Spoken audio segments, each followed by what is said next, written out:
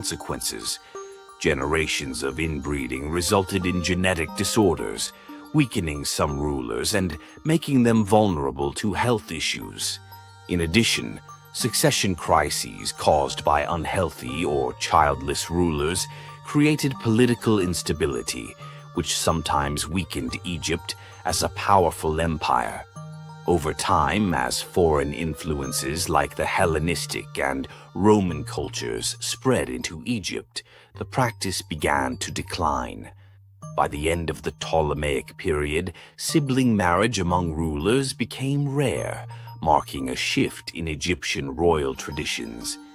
Even today, this aspect of Egyptian history remains a subject of research and analysis.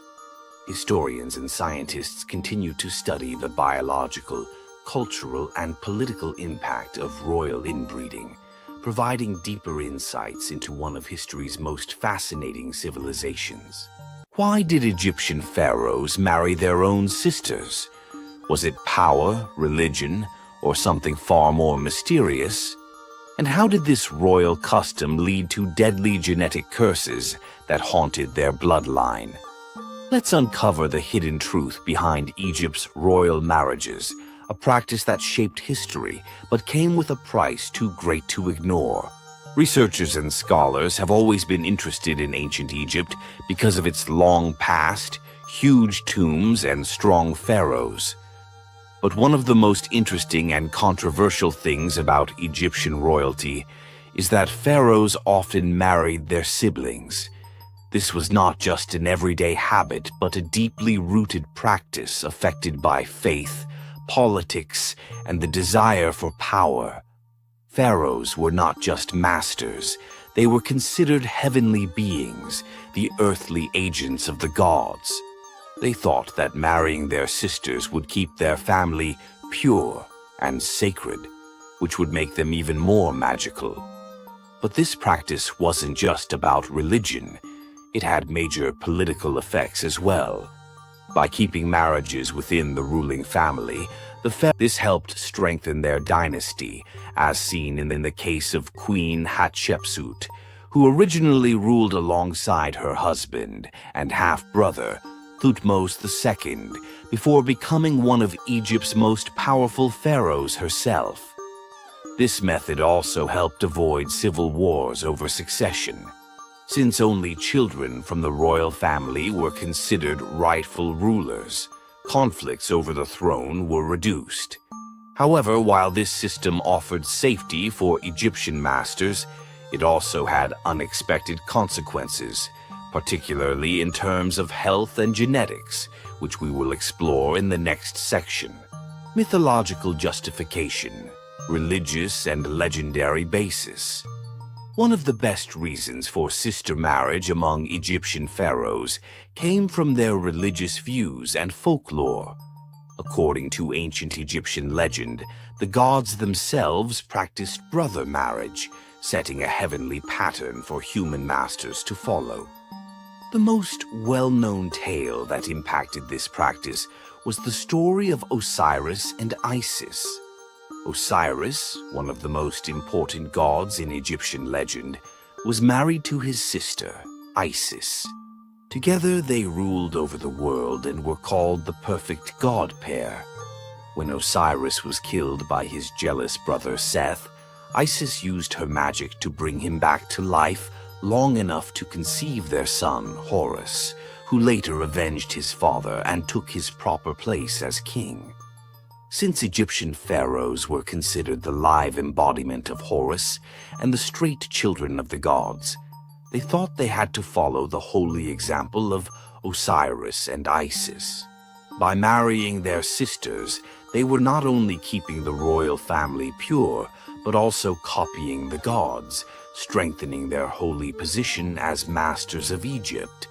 Throughout history, many pharaohs used this mythic rationale to continue the practice. Thutmose II married his sister Hatshepsut, and later Ptolemy II married his sister Arsinoe II, following the same holy custom. The Ptolemaic kingdom, which ruled Egypt after Alexander the Great, continued this practice, strongly stressing its link to Egyptian religious views. This mythological basis gave a strong religious and cultural reason for brother marriages, making them not just okay, but necessary in the eyes of the people. Pharaohs used these heavenly stories to strengthen their rule and ensure that their power stayed accepted. Inbreeding and genetic consequences, bloodline mixing, and physical effects. One of the biggest effects of repeated marriages within the same royal lines was the rise of major genetic diseases among Egyptian pharaohs. When close cousins marry for multiple generations, the chances of dangerous DNA changes increase, leading to various physical and health problems.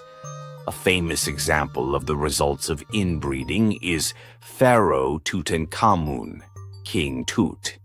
A DNA study of his mummy indicated that he suffered from multiple genetic illnesses, including a clubfoot, cleft palate, and bone diseases. He also had a weak immune system, which made him more sensitive to diseases. Many scholars think that these health problems were a direct result of generations of sister marriages within his royal family. A recent DNA study on old Egyptian mummies has proven that many pharaohs suffered similar health problems. Studies indicate that several kings had spinal deformities, chemical problems, and other genetic conditions that made them physically weak. For example, Akhenaten, Tutankhamun's father, was often portrayed with a strangely enlarged head and wide hips, which might have been due to a genetic illness. These genetic flaws did affect individual kings and had long-term effects for the Egyptian government.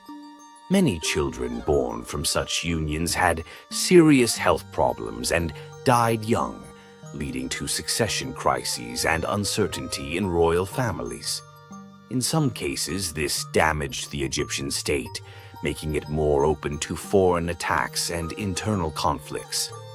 Despite these risks, the practice of royal inbreeding continued for ages due to religious and political reasons. However, as foreign masters took control of Egypt,